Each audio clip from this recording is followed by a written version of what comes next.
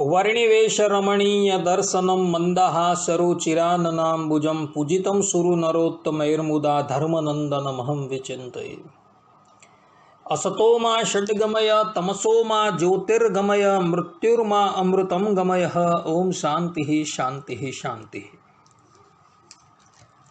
આજની જ્ઞાન સભાની અંદર પધારનારા બધા જ ભગવત ભક્તોને વેદાંતાચાર્ય પુરાણ ઇતિહાસાચાર્ય અમે ફિલોસોફી શાસ્ત્રી રાકેશભાઈના હિતપૂર્વક જય સ્વામિનારાયણ। ભક્તો, ભગવાન સ્વામિનારાયણ શિક્ષાપત્રીના 79મા શ્લોકની અંદર પોતાના સમસ્ત આશ્રિતોને આજ્ઞા કરે છે કે એકાદશીનામ સર્વાસામ કર્તવ્યમ વ્રતમાદરાત कृष्ण जन्मदिनानां च शिवरात्रेश्च सोत्सवम। अर्थात कि सर्वे जे एकादशीओ तेमनुं व्रत जे ते आदर थकी करवू तथा श्री कृष्ण भगवानना जे जन्माष्टमी आदिक जन्मदिवस तेमनुं व्रत जे ते आदर थकी करवू तथा शिवरात्रिनुं व्रत जे ते आदर थकी करवू अने ते व्रतना दिवसे मोटा उत्सव करवा। आ प्रमाणे भगवान स्वामीनारायणनी आज्ञा है कि अमारा आश्रितोए वर्ष दरमियान आवती 24 एकादशी, शिवरात्रि, रामनवमी, कृष्ण जन्माष्टमी, वामन द्वादशी अने नरसिंह जयंती आटला व्रत जे 29 व्रतो छे ए फरजियात करवा। एनो विस्तार शिक्षापत्री अर्थदीपिका टीकानी अंदर आपेलो छे। अने आनी साथे जे अधिक पुरुषोत्तम मास जे आवे छे तेनी 2 एकादशीनुं व्रत पण करवुं एवुं पण अध्याहार्थी अहीं जाणी लेवुं। आ वखते अधिक मास चाली रह्यो छे अने अधिक मासना शुक्ल पक्षनी जे एकादशी जे छे ए एकादशी पद्मिनी एकादशी है। भक्तों, पुराणों नी अंदर पुरुषोत्तम मास एटले के अधिक मासनुं घणुं महात्म्य बताववामां आवेलुं छे। पुराणों में वचन जोवा मळे छे कि पुरुषोत्तम मासस्य कलाम नार्हन्ति षोडशी। अर्थात के बधा मासों मळीने बधा मुहूर्तो मळीने पण पुरुषोत्तम मासना महात्म्यनी बराबरी करी शकता नथी।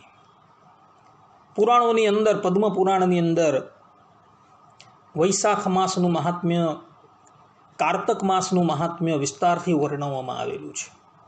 आनंद रामायणनी अंदर चैत्र मासनुं महात्म्य जे छे ए वर्णववामां आवेलुं छे। परंतु अहीं पुराणोनी अंदर स्पष्ट रूपे लखेलुं छे कि ए बधा मासो भेगा करवामां आवे तो पण पुरुषोत्तम अधिक मासना महात्म्यनी अगाड़ी ए 16मी कला बराबर पण आवतुं नथी। एटलो पुरुषोत्तम मासनुं महात्म्य शास्त्रोनी अंदर बतलाववामां आवेलुं छे। शास्त्रोमां कह्युं छे कि 12,000 वर्ष लगीन गंगा स्नान करवामां आवे। गोदावरी नदी अंदर कुंभना मेळानी अंदर स्नान करवामां आवे। ए बधा स्नान बराबर पुरुषोत्तम मासनी अंदर समुद्रगामीनी कोई नदी होय तेनी अंदर जो स्नान करवामां आवे अथवा तो समुद्रनुं स्नान करवामां आवे तो एनुं पुण्य जे छे ए 12,000 वर्ष लगीन गंगा स्नान अने कुंभनी अंदर गोदावरीनी अंदर तमे जे स्नान करो ते बराबर थई जाय छे। आवा महात्म्यना शब्दों जे छे ए पुराणोनी अंदर लखेला छे। पुराणोनी अंदर एक स्थाननी अंदर एवो पण उल्लेख आवे छे। दुर्वासा ऋषि स्वयं पोताना श्रीमुखे कहे छे कि भाई अम्बरीश राजा साथे मारो जे विवाद थयो हतो अने सुदर्शन चक्र मारी पछाड़ी दौड़ेलू हतुं तो ए सुदर्शन चक्र थी मारो उद्धार जे छे केवी रीतना थयो। अर्थात कि ए सुदर्शन चक्र जे छे ए मने बाळीने भस्म केम न करी शक्युं एनुं कारण ए ज हतुं કે મેં અધિક માસની અંદર વ્રત કરેલું હતું અને એ વ્રતના પ્રભાવને લઈને એ સુદર્શન ચક્ર જે છે એ મને ક્ષતિ ન પહોંચાડી શકેલું. બાકી સુદર્શન ચક્રની જે ગતિ જે છે એ તો મનના વેગના જેવી ગતિ છે. દુર્વાસાને તો બાળીને તાને ત્યાં જ ભસ્મ કરી દઈ, પરંતુ દુર્વાસા ઋષિ બચી ગયા એનું કારણ આયરું આ બતાવવામાં આવેલું છે ભક્તો. તો આવા અધિક માસની અંદર આ વખતે શુક્લ પક્ષની અંદર પદ્મિની એકાદશી છે ભક્તો. તો ઇતર માસોની અંદર જે આવતી એકાદશી, એ એકાદશીનું ફલ તમે જુઓ અને પુરુષોત્તમ અધિક માસની અંદર આવતી જે એકાદશી જે છે તેના ફલની તમે તુલના કરો તો અધિક માસની એકાદશી જે છે તેનું ફલ એ કોટાન કોટી એ ઇતર એકાદશીઓ કરતાં વધી જાય છે. આ એકાદશીના આદ્ય દેવતા જ સાક્ષાત પુરુષોત્તમ નારાયણ છે અને દેવી છે એ સાક્ષાત જગતજનની કમલા એટલે કે લક્ષ્મીજી છે. આમ જોવા જઈએ તો શાસ્ત્રોની અંદર એકાદશીનું બહુ મહાત્મ્ય ગાવામાં આવેલું છે. સંક્રાંતિસુ ચતુર્લક્ષ્યમ યો દદાતિ નૃપોત્તમ એકાદશ્યા ઉપવાસસ્ય કલામ નાર્હતિ ષોડશી. અર્થાત કે સંક્રાંતિએ લાખ ગાયોનું દાન કરવાથી જે ફલની પ્રાપ્તિ થાય છે તે બધું એ ફલ એકાદશીએ કરેલા ઉપવાસના ફળના 16મા ભાગમાં પણ આવી શકતું નથી. આ વાત પદ્મપુરાણની અંદર ઉત્તરખંડના અધ્યાય 39ની અંદર ભગવાન શંકરે કહેલી છે ભક્તો. અર્થાત કે એકાદશીનું પુણ્ય જે છે એ આટલું બધું બતાવવામાં આવેલું છે. ભગવાન સ્વામિનારાયણ સત્સંગી જીવનની અંદર તૃતીય પ્રકરણના 31મા અધ્યાયની અંદર એકાદશીનું મહાત્મય બતલાવતા પોતે કહે છે, એકાદશેન્દ્રિયૈ પાપમ યત કૃતમ પૂર્વજન્મસુ એકાદશ્ય ઉપવાસેન તત્સર્વમ વિલયમ વ્રજેત.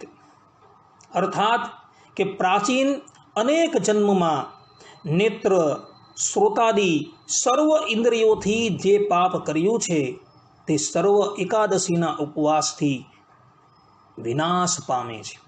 અને તેમાં પણ આ વખતે પુરુષોત્તમ માસની એકાદશી છે ભક્તો. તો આ પુરુષોત્તમ માસની એકાદશી જે છે એ તો દરેક હરિભક્તોએ અવશ્ય ખબરદાર થઈને કરવી જોઈએ, જેથી કરીને જે પુણ્યની પ્રાપ્તિ એ જીવાત્માને થવાની છે એવી પ્રાપ્તિ તો ઇતર એકાદશીનું વ્રત કરવાથી પણ થવાની નથી. ભગવાન સ્વામિનારાયણ વચનામૃતની અંદર ગઢડા મધ્યના 8મા વચનામૃતમાં પોતે કહી રહ્યા છે કે એકાદશીનું વ્રત કરવું તે દિવસે કામ, ક્રોધ, લોભાદિક સંબંધી ભૂંડાઘાટ મનમાં થવા દેવા નહીં અને દેહે કરીને કાંઈ ભૂંડું આચરણ કરવું નહીં એમ શાસ્ત્રોમાં વચન છે. અને તે શાસ્ત્ર પ્રમાણે જ અમે પણ કહીએ છીએ જે એકાદશીને દિવસે ધોર લાંગન કરવી નહીં. ધોર લાંગનનો અર્થ કરતા રઘુવીરજી મહારાજ સેતુમાલા ટીકાની અંદર સ્પષ્ટ રૂપે કહે છે કે ધોર લાંગન એટલે શું? કે એકાદશીને દિવસે અન્ય નિયમોનો ત્યાગ કરી દે અને કેવલ ઉપવાસ રાખે તો એને કહેવામાં આવે છે ધોર લાંગન. તો ભગવાન સ્વામિનારાયણ સ્પષ્ટ રૂપે કહે છે કે એકાદશીને દિવસે ધોર લાંગન કરવી નહીં અને એકાદશ ઇન્દ્રિયોના આહારનો ત્યાગ કરે ત્યારે તે એકાદશી સાચી ને તે વિના તો ધોર લાંગન કહેવાય. આ પ્રમાણે ભગવાન સ્વામિનારાયણ સ્પષ્ટ રૂપે કહે છે કે એકાદશીને દિવસે પોતાની એકાદશ ઇન્દ્રિય મન સહિત જે એકાદશ ઇન્દ્રિયો જે છે તેને ભગવાનની અંદર જોડવી અને એ પ્રમાણે તમારો દિવસ જે છે એ તમારે વ્યતીત કરવો. તો તો આ પ્રમાણે જે લોકો એકાદશી કરે છે એ એકાદશીના યથાર્થ ફલને પ્રાપ્ત કરે છે ભક્તો. માટે ભક્તો, એકાદશીને દિવસે આ વાત ખાસ ધ્યાન રાખજો. હવે આ વખતે અધિક માસની શુક્લ પક્ષની જે પદ્મિની એકાદશી આવે છે એ એકાદશીનું મહાત્મય જે છે એ આપણે શ્રવણ કરીએ. આ એકાદશીનું મહાત્મય જે છે એ પદ્મપુરાણની અંદર પણ કહેવાયું છે ભક્તો. પદ્મપુરાણની અંદર આ મહાત્મય સાક્ષાત ભગવાન શ્રી કૃષ્ણએ જ યુધિષ્ઠિર રાજાને આ મહાત્મય કહ્યું હતું. યુધિષ્ઠિર મહારાજ ભગવાન શ્રી કૃષ્ણને પૂછે છે કે હે જનાર્દન, મલ માસની કઈ એકાદશી થાય છે, તેનું નામ શું છે અને તેનો શો વિધિ છે તે મને કૃપા કરીને કહો. ભગવાન શ્રી કૃષ્ણ બોલ્યા કે મલ માસની પુણ્યતિથિએ જે પદ્મિની નામે એકાદશી કહી છે તે પદ્મિની એકાદશીને દિવસે જો પ્રયત્નથી ઉપવાસ કરે તો પદ્મિની એકાદશી જેની નાભીમાં કમળ છે એવા વિષ્ણુના નગરમાં લઈ જનારી છે. વળી મોટા પુણ્યને આપનારી તથા પાપનો નાશ કરનારી એવી આ મલમાસની પદ્મિની નામની જે એકાદશી છે તે એકાદશીનું ફળ કહેવાને 4 મુખવાળા બ્રહ્મા પણ સમર્થ નથી.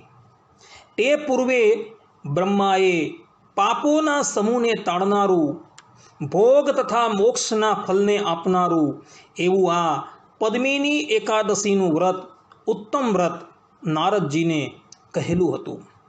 આવી રીતનું મૂળ દૈત્યના શત્રુ એવા શ્રી ભગવાનનું વચન સાંભળીને અતિ આનંદવાળા તથા ધર્મને જાણનારા યુધિષ્ઠિર રાજા જગતના નાથ શ્રી કૃષ્ણ ભગવાનને એકાદશીનો વિધિ પૂછવા લાગ્યા. અર્થાત કે તમે અમને મલ માસની એકાદશીનો વિધિ કહો. આ રીતનું યુધિષ્ઠિર મહારાજનું કહેવું સાંભળી મધુ દૈત્યને મારનારા મધુસૂદન શ્રી કૃષ્ણ ભગવાન યુધિષ્ઠિર રાજા પ્રત્યે બોલ્યા કે હે યુધિષ્ઠિર રાજા, મુનિઓને પણ અગોચર એવું આ ઇન્દ્રિયો વડે પણ ન જણાયેલું વ્રત હું તમને કહું છું તે તમે સાંભળો. જ્યારે દસમ આવે ત્યારે વ્રતનો આરંભ કરાય છે. વળી દસમને દિવસે કાંસુ, માંસ, મસૂરનું અન્ન, ચણા, કોદરા, શાક, મદ્ય, પારકાનું અન્ન આ 8 વાનાનો ત્યાગ કરવો. અર્થાત કે 8 વાના ખાવા નહીં. વળી દસમીને દિવસે હવિષ્યાન તથા ક્ષાર વગરનું લવણ, સિંધા લવણ ભક્ષણ કરવું. દસમને દિવસે પૃથ્વી પર સુનારાએ બ્રહ્મચર્ય વ્રત જે છે એ પાળવું. અર્થાત કે બ્રહ્મચારી રહેવું અને એકાદશીને દિવસે સવારના પહોરમાં આદર સહિત ઉઠી મળનો ત્યાગ કરી પછી દાંતણ કરવું નહીં, પણ પાણીના કોગળા કરવા. અર્થાત કે પાણીના 12 કોગળા કરવા અને પવિત્ર થઈ સાવધાન થવું. પછી સૂર્યના ઉગવા તાણે સુંદર તીર્થમાં સારી બુદ્ધિવાળાએ સ્નાન કરવા સારું જવું. પછી ગાયનું છાણ, માટી, તલ ને પવિત્ર એવા દર્ભ લઈ આંબળામાંથી બનાવેલ અર્થાત કે આંબળાના ભૂકાથી વિધિ પુરસ્સર સ્નાન કરવું. પછી હે માટી, સેંકડો હાથવાળા કૃષ્ણ ભગવાને વરાહરૂપ લઈને તમારો ઉદ્ધાર કરેલું છે. બ્રહ્માએ આપેલ છો અને કશ્યપે મંત્રેલ છો, માટે હું તમને નમન કરું છું. તેથી મને હરિની પૂજામાં યોગ્ય કરો. આમ કહી માટીથી સ્નાન કરવું. ઔષધિથી ઉત્તમ થયેલું ગાયના પેટમાં રહેલું અને પૃથ્વીને પવિત્ર કરનારું એવું ગાયનું છાણ મને પવિત્ર કરો. આવી રીતે દહીં ને છાણ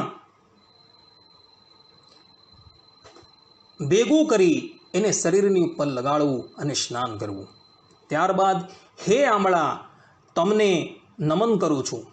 તમે બ્રહ્માના ઠોક વડે ઉત્પન્ન થયા છો અને જગતને પવિત્ર કરનારા છો. માટે સ્પર્શ કરવાથી આપ મારા અંગને પવિત્ર કરો. આમ કહીને આમળાથી સ્નાન કરવું.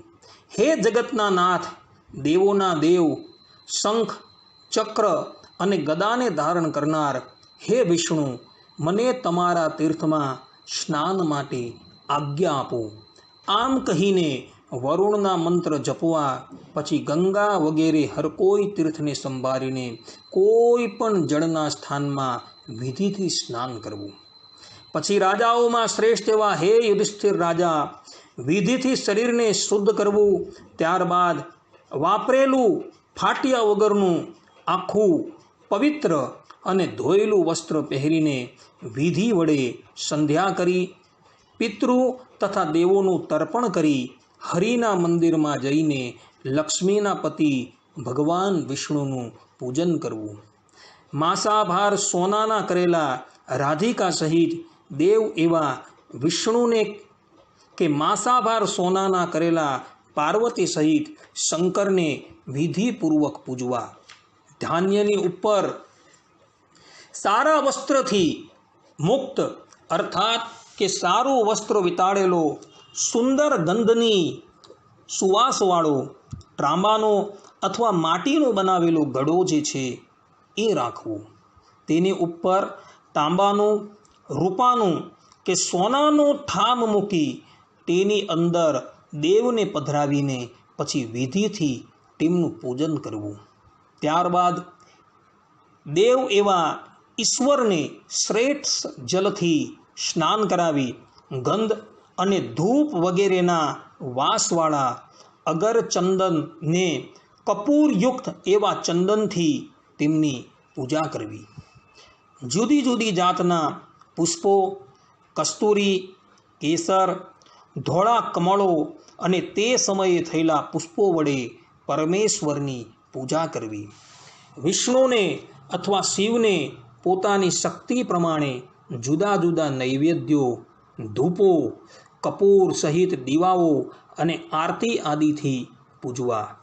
વળી તે દિવસે દેવની આગળ ભક્તિપૂર્વક નૃત્ય કરવું તથા ગાયન કરવું અને નીચ તથા પાપી પુરુષોની સાથે બોલવું નહીં, તેમ તેવા પુરુષોનો સ્પર્શ પણ ન કરવો.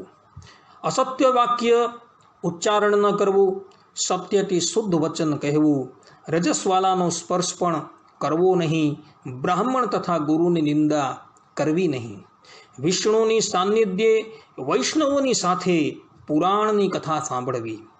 વળી મલમાસના શુક્લ પક્ષને વિશે જે એકાદશી આવે છે તે એકાદશી જળપાન કર્યા વિના એટલે કે જળ રહિત જ કરવી, અથવા જળ પીને કરવી, અથવા દૂધનો આહાર કરીને પણ કરવી, પણ બીજી રીતે એટલે કે કંઈ ખાઈને ન કરવી.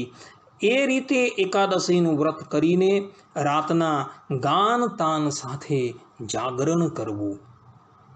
વળી પહોરે પહોરે વિષ્ણુની અને શિવની પૂજા કરવી. તેમાં પ્રથમ પહોરે પૂજા વખતે ઉત્તમ નાળિયેરનો અર્ઘ્ય આપવું. બીજા પહોરની પૂજા વખતે બીલીઓનો અર્ઘ્ય આપવું. ત્રીજા પહોરની પૂજા વખતે બીજોરાઓનો અર્ઘ્ય આપવો અને ચતુર્થ પહોરની પૂજા વખતે સોપારીનો અથવા ઘણું કરીને નારંગીનો અર્ઘ્ય અર્પણ કરવું. પહેલે પહોરે અર્ઘ્ય દેવાથી અગ્નિષ્ટોમ નામના યજ્ઞ કર્યાનું ફલ પ્રાપ્ત થાય છે. બીજે પહોરે અર્ઘ્ય દેવાથી વાજપેયી યજ્ઞનું ફલ પ્રાપ્ત થાય છે. ત્રીજે પહોરે અર્ઘ્ય દેવાથી અશ્વમેધ યજ્ઞ કર્યાનું પુણ્ય પ્રાપ્ત થાય છે. અને અર્ઘ્ય દેવા સારું ચારે પહોર સુધી જાગતો પુરુષ ચોથે પહોરે અર્ઘ્ય આપવાથી રાજસૂય યજ્ઞ કર્યાનું ફલ જે છે એ પ્રાપ્ત કરે છે. આ રીતે અર્ઘ્ય આપવાથી એ અર્ઘ્યના કરતાં અધિક બીજું ઉત્તમ પુણ્ય કોઈ નથી અને એથી વધારે ઉત્તમ યજ્ઞ પણ કોઈ નથી. આથી અધિક ઉત્તમ વિદ્યા પણ કોઈ નથી અને એથી અધિક ઉત્તમ તપ પણ કોઈ નથી. જે મનુષ્ય વિષ્ણુનું આ વ્રત કર્યું છે તેણે પૃથ્વીના સર્વ તીર્થોમાં સ્નાન કર્યું છે અને પૃથ્વી પરના સર્વ મંદિરોના દર્શન પણ કર્યા છે. આ પ્રમાણે આ વ્રત કરનારે જ્યાં સુધી સૂર્યનો ઉદય થાય ત્યાં સુધી જાગરણ કરવું, સૂર્યના ઉગવા તાણે શુભ એવા તીર્થમાં જઈને સ્નાન કરવું. એ રીતે સ્નાન કરી ઘેર આવી દેવોના દેવ એવા ઈશ્વરને પૂજવા. પ્રથમ કહેલા વિધિ વડે સારો બ્રાહ્મણ જમાડી તેની પૂજા કરીને પછી તેને ઘડા વગેરે જે સર્વ ઉપસ્કાર આપવો હોય તે સાથે વિષ્ણુની મૂર્તિ પણ અર્પણ કરવી. પૃથ્વીને વિશે જે મનુષ્ય આ પ્રકારે વ્રત કરે છે તે મનુષ્યનો મોક્ષના ફળને આપનારો જન્મ જે છે એ સફળ થાય છે. હે પાપ અને દુઃખથી રહિત, તમે અમને જે પૂછ્યું હતું તે સગળું અમે તમને કહ્યું. હે રાજપુત્ર, જે પ્રીતિવાળો મનુષ્ય આ પદ્મિની એકાદશીનું ઉત્તમ વ્રત કરે છે તે સગળા વ્રતો કરેલા બરાબર થઈ જાય છે. હવે આ ઠેકાણે પુલસ્ત્ય ઋષિએ મનને રમાડનારી એક કથા નારદજીને વિસ્તારથી કહેલી હતી. તે કથા હું તમને જણાવું છું, તે તમે સાંભળો. કૃતવીર્યના પુત્ર અર્જુને કારાગૃહમાં તુરંગમાં રાવણને બાંધીને રાખ્યો હતો. તે ઉપરથી પુલસ્ત્ય ઋષિએ અર્જુનની પાસે યાચના કરી રાવણને તે કેદ થકી મુકાવેલો હતો. એ આશ્ચર્યકારક વાત સાંભળીને સારા દેખાવવાળા નારદજી મુનિઓમાં શ્રેષ્ઠ એવા પુલસ્ત્ય ઋષિને પોતાની ભક્તિ પ્રમાણે પૂછવા લાગ્યા. નારદજી પૂછે છે, 10 મુખવાળા રાવણે ઇન્દ્ર સહિત સર્વ દેવોને જીતી લીધા હતા. તે છતાં પણ યુદ્ધમાં કુશળ એવા તે રાવણને કૃતવીર્યના પુત્ર અર્જુને કેમ જીતી લીધો? નારદજીનું વચન સાંભળીને પુલસ્ત્ય મુનિ બોલ્યા. પુલસ્ત્ય ઋષિ કહે છે કે હે વત્સ, હું તને કાર્તવીર્યના પુત્ર અર્જુનની ઉત્પત્તિની કથા કહું છું, તે તું ધ્યાન દઈને સાંભળ. હે બ્રાહ્મણ, પૂર્વે ત્રેતાયુગને વિશે હૈહત કુળમાં જન્મેલો અતિ મોટો અને માહિષ્મતીપુરીનો કૃતવીર્ય નામે રાજા હતો. તે રાજાને પ્રાણને પ્યારી લાગે એવી હજારો સ્ત્રીઓ હતી. તે છતાં તે 1000 સ્ત્રીઓની અંદર કોઈ પણ સ્ત્રી રાજ્યની ઢોંસરીને ધારણ કરનારો પુત્ર પામી શકી નહીં. દેવ તથા પિતૃઓને યજન કરીને, અતિ મોટા સિદ્ધોને પૂજીને, તેમના કહેવા પ્રમાણે કર્યા છતાં પણ તે કૃતવીર્ય રાજા પુત્રને પામ્યો નહીં. તેથી જેમ સુધાતુરને ભોગો સુખ દેનારા થતા નથી, તેમ તે કૃતવીર્ય રાજાને પુત્ર વગર રાજ્ય પણ સુખ દેનારું થયું નહીં. અર્થાત તે કૃતવીર્ય રાજા પુત્ર વગર રાજથી સુખ પામ્યો નહીં. એથી એ કૃતવીર્ય રાજાએ ચિત્તને વિશે વિચાર કરીને તપ કરવાનું નક્કી કર્યું. કારણ કે તપથી જ સદા મનની ઈચ્છેલી વસ્તુ પ્રાપ્ત થાય છે. આમ મનમાં વિચાર કરી ચીર વસ્ત્રોને પહેરનારો, જટા ધારણ કરનારો તથા ધર્માત્મા એવો તે કૃતવીર્ય રાજા ઘરેથી સારા મંત્રીઓને રાજ્યનો ભાર સોંપી દઈ શીઘ્ર તપ કરવા માટે વનની અંદર ગયો.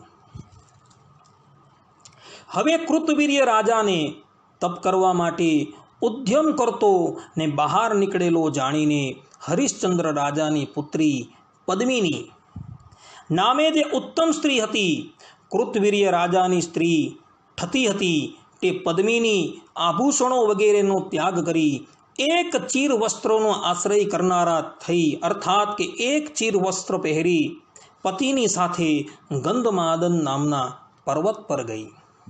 હવે તે કૃતવીર્ય રાજા તે પર્વત પર જઈને 10,000 વર્ષો સુધી તપ કરતા કરતા ગદાને ધારણ કરનારા વિષ્ણુદેવને સંભાળતા હતા, અર્થાત કે વિષ્ણુદેવનું સ્મરણ કરતો હતો તો પણ તે પુત્રને પામ્યો નહીં.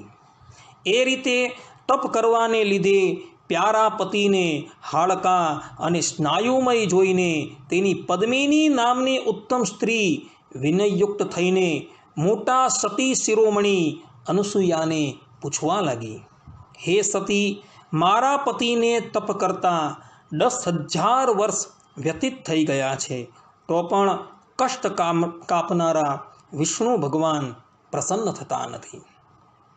માટે હે મોટા ભાગ્યવાળા સતી, જેથી કરીને મારા ઉપર ભગવાન સદા પ્રસન્ન થાય ને ભગવાનની પ્રસન્નતાથી મને અતિ મોટો ચક્રવર્તી પુત્ર પ્રાપ્ત થાય તેવું વ્રત મને યથાર્થ રૂપે કહો.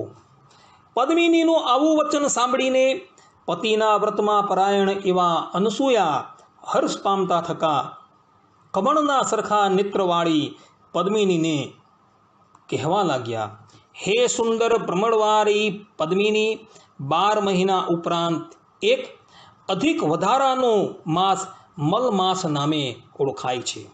હે સારા મુખવાળી પદ્મિની, તે માસ 22 મહિના ગયા પછી આવે છે. તે માસની અંદર પદ્મિની તથા પરમાં આ નામની એકાદશી આવે છે.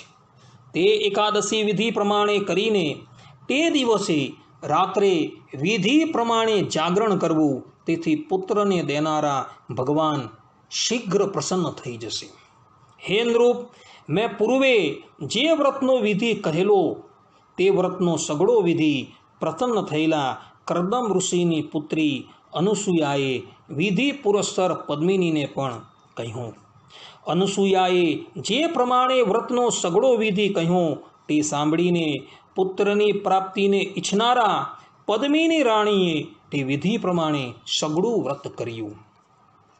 તે પદ્મિની રાણીએ હંમેશા એકાદશીને દિવસે જલાહાર તથા અન્નાહારનો ત્યાગ કરી રાત્રિને વિશે ગીત ગાય તથા નૃત્ય કરી જાગરણ કરવા માંડ્યું. એ રીતે વ્રત કરતા જ્યારે તે પદ્મિનીનું વ્રત સંપૂર્ણ થયું ત્યારે વિષ્ણુ ભગવાન પોતે પ્રસન્ન થઈ શીઘ્ર ગરુડ ઉપર બિરાજમાન થઈ તેની સન્મુખ પધાર્યા અને તેના પ્રત્યે બોલ્યા, હે શોભાવાળી પદ્મિની, તારી જે ઈચ્છા હોય તે તું વર માગ.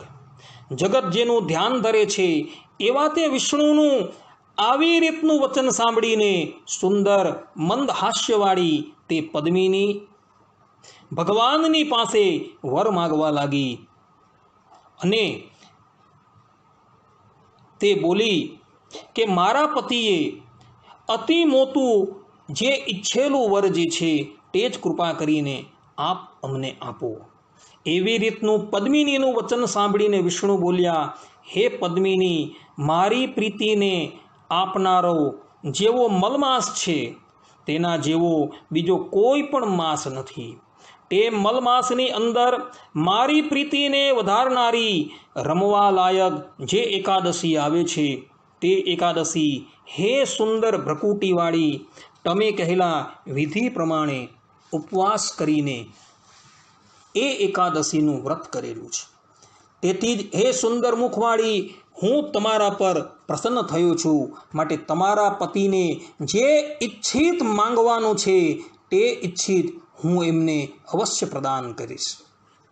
એવું કહીને સર્વની પીડાને તારનારા વિષ્ણુ ભગવાન રાજાની પાસે જઈને કહેવા લાગ્યા, હે રાજાઓમાં શ્રેષ્ઠ કૃતવીર્ય, તમે મનની અંદર જે ઈચ્છેલું હોય તે વર માગો. કેમ કે તમારા તપની સિદ્ધિ કરવાની ઈચ્છાથી તમારી પ્યારી સ્ત્રીએ મને સંતોષ પમાડેલો છે. એવી રીતનું વિષ્ણુ ભગવાનનું વચન સાંભળીને રાજાઓમાં શ્રેષ્ઠ એવા તે કૃતવીર્ય રાજાએ પ્રસન્ન થઈને માગ્યું કે હે મધુ દૈત્યને મારનારા જગતના નાથ, મોટી ભુજાવાળા, સર્વ લોકોએ નમન કરાયેલા તથા તમારા સિવાય દેવ, મનુષ્ય, નાગ, દૈત્ય, દાનવ અને રાક્ષસોથી પણ જીતી ન શકાય એવો પુત્ર અમને પ્રદાન કરો. આવી રીતનું કૃતવીર્ય રાજાનું વચન સાંભળી તથાસ્તુ કહીને ભગવાન શ્રીહરિ અંતર્ધાન થઈ ગયા. ત્યારબાદ અતિ પ્રસન્ન મનથી હૃષ્ટપુષ્ટ થયેલો અને ક્રિયાવાળો તે કૃતવીર્ય રાજા રાજી થયો થકો નર અને નારીઓ વડે મનને રમાડનારા રમવા લાયક પોતાના નગરમાં આવ્યો અને તે પદ્મિની સ્ત્રીથી કૃતવીર્ય સહસ્ત્રાર્જુન નામે મહાબળવાન પુત્રને તે પામ્યો. મેં સહસ્ત્રાર્જુનના જેવો ત્રણેય લોકની અંદર કોઈ પણ બલવાન રાજા જોયો નથી. આ કારણને લીધે જે 10 મસ્તકવાળો રાવણ દશાનન પણ યુદ્ધની અંદર તે સહસ્ત્રાર્જુનના હાથે હારી ગયો હતો. તે સહસ્ત્રાર્જુનને ત્રણેય લોકની અંદર હાથને વિશે ચક્ર ધારણ કરનારા ગદાધારી અને દેવના દેવ એવા નારાયણ વિના કોઈ પણ જીતવાને સમર્થ નથી. એટલા માટે તમારે પણ રાવણના પરાજયથી વિસ્મય પામવું જોઈએ નહીં. મલમાસની પ્રસન્નતાથી અને પદ્મિની એકાદશીના ઉપવાસથી દેવોના દેવ એવા મોટા દેવ નારાયણે મહાબલવાળો કૃતવીર્ય પુત્ર પ્રાપ્ત કર્યો.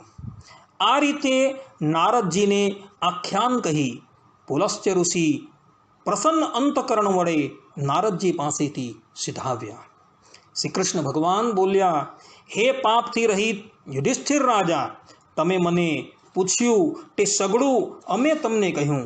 જે માણસો અર્થાત કે જે મનુષ્ય મલમાસની શુક્લ પક્ષની એકાદશીનું વ્રત કરે છે તે મનુષ્ય હરિના એટલે કે વિષ્ણુ પદને પામશે.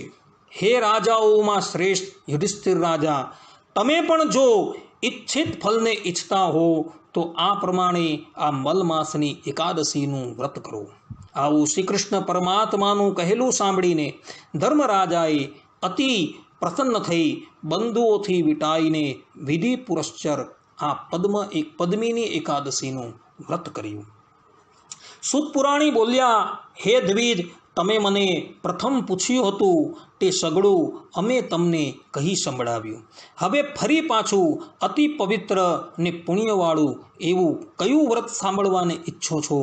જે મનુષ્યો ભક્તિ વડે આ રીતે મલમાસનું વ્રત વિધિથી કરશે તથા અતિ સુખને દેનારી મલમાસના શુક્લ પક્ષની એકાદશીનો ઉપવાસ કરશે તે મનુષ્યો જ પૃથ્વીને વિશે પુણ્યવાન છે.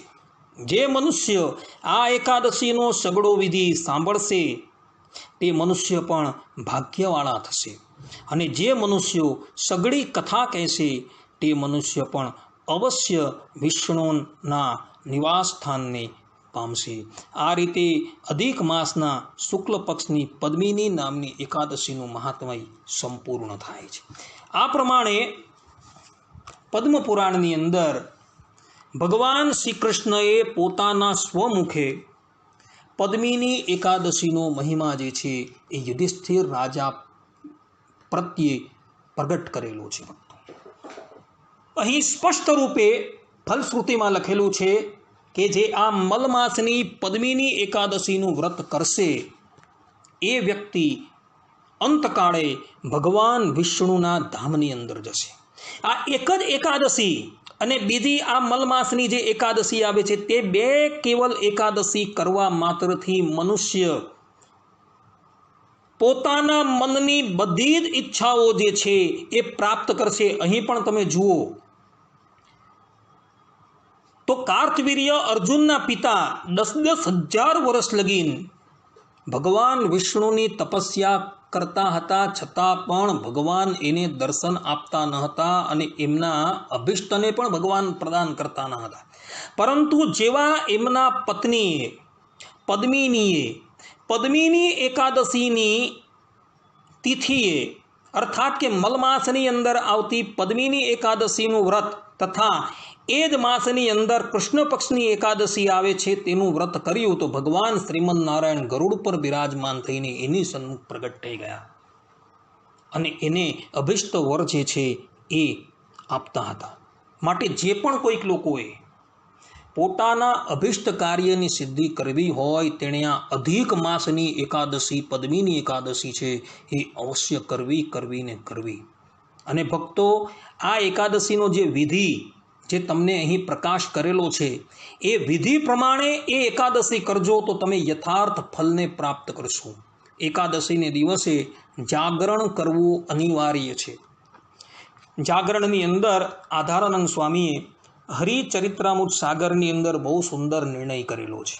આધારાનંદ સ્વામી હરિચરિત્રામૃત સાગર 1598 30થી 33ની ચોપાઈની અંદર સ્પષ્ટ રૂપે કહે છે કે ભગવાનને રાજી કરવા માટે શ્રદ્ધા રાખીને જે એકાદશીનું જાગરણ કરે છે તેનું ફલ હરિભક્તોને અવિચલ અક્ષરધામમાં પ્રાપ્ત થાય છે.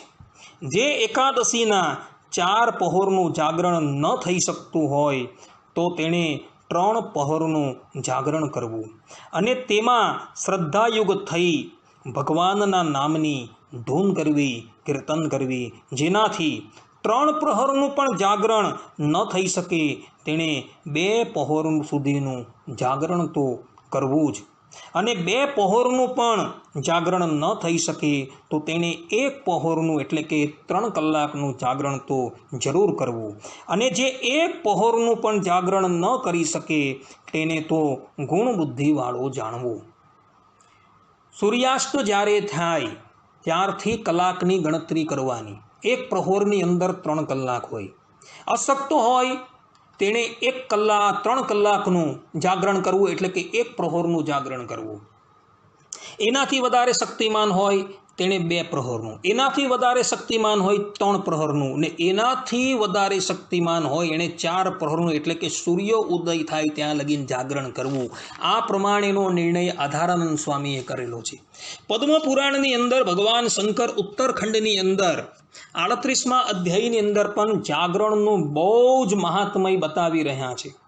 ભગવાન શંકર પોતે કહી રહ્યા છે નારદજી પ્રત્યે કે હે અતિશય જ્ઞાની નારદ, વૈષ્ણવી એકાદશીના વ્રતમાં જે મનુષ્ય જાગરણ કરે છે તેઓ શ્રી કૃષ્ણ પર ભાવ ધરાવી જાગ્યા કરે છે પણ કદી ઊંઘતા નથી. અર્થાત વૈષ્ણવ ભક્તો જે છે એ એકાદશીને દિવસે ક્યારેય પણ ઊંઘતા નથી. અર્થાત કે એ જાગરણ કરતા જ રહે છે તેમજ વારંવાર મનથી શ્રી કૃષ્ણનું નામ ઉચ્ચારણ કરતા રહે છે અને તેઓને તો વિશેષ કરીને અતિશય ધન્યવાદ પાત્ર જાણવા જોઈએ કે જેઓ આ 11 તિથિએ રાત્રિના સમયે વિશેષ કરી જાગતા રહી શ્રી કૃષ્ણનું નામ મનથી ઉચ્ચારણ જ કરે છે. એમ એકાદશીના વ્રત નિમિત્તે જેઓ જાગરણ કરે છે તેઓને ક્ષણે ક્ષણે ગૌદાન કર્યાનું ફલ પ્રાપ્ત થાય છે અને ઘડીએ ઘડીએ તે ગૌદાનના પુણ્યથી 4 ગણું પુણ્ય જે છે એ પ્રાપ્ત કરે છે. કહેવાનું તાત્પર્ય એ છે, ભગવાન શંકર કહે છે કે જે વ્યક્તિ એકાદશીને દિવસે જાગરણ કરે છે એ ક્ષણે ક્ષણે ગૌદાન કર્યાનું ફલ પ્રાપ્ત કરે છે એવું ભગવાન શંકર કહી રહ્યા છે ભક્તો. માટે એકાદશીનું જાગરણ તો ભક્તો અવશ્ય કરવું જ જોઈએ. ભગવાન સ્વામિનારાયણ તો સત્સંગી જીવનના તૃતીય પ્રકરણના 33મા અધ્યાયના 186મા શ્લોકમાં 187મા શ્લોકની અંદર સ્પષ્ટ રૂપે કહે છે કે રાત્રિએ જાગરણ માટે વિષ્ણુ મંદિરમાં કે સંત મંડળ સન્નિધિમાં જતા પુરુષને પદે પદે અશ્વમેધ યજ્ઞના ફલની સિદ્ધિ થાય છે. ભગવાન સ્વામિનારાયણ કહે છે કે જે પણ કોઈક વ્યક્તિ વિષ્ણુ મંદિરની અંદર અથવા તો કોઈ સંતના મંદિરની અંદર જ્યાં જાગરણ થતું હોય છે એ જાગરણ કરવા માટે જાય છે તો એ પદે પદે અશ્વમેધ યજ્ઞનું ફલ પ્રાપ્ત કરે છે. અને તેમાં પણ આ પાછી અધિક માસની એકાદશી છે. તો અધિક માસની એકાદશી તો ભક્તો વિધિસર અવશ્ય કરજો. એ દિવસે પ્રાતઃકાળે જે પ્રમાણે વિધિ બતાવેલો છે તે પ્રમાણે તમે વિધિને અનુસરજો અને સમસ્ત દિવસ જે છે એ ભગવાનમય કાઢજો અને રાત્રિને વિશે જાગરણ કરજો. તો તમારા ધાર્યા અર્થ જે છે એ બધા તમને પ્રાપ્ત થશે. નિષ્કામ ભાવે જો તમે આ એકાદશીનું વ્રત કરશો તો અંતે તમે પરમાત્માના ધામની અંદર જશો. આટલું કહીને હું મારી વાણીને વિરામ આપું છું. સર્વે સંતુ નિરામયઃ, સર્વે સુખીનો ભવંતુ, સર્વે ભદ્રાણિ પશ્યન્તુ, મા કશ્ચિત દુઃખ ભાગ ભવેત. અસ્તુ. જય સ્વામિનારાયણ.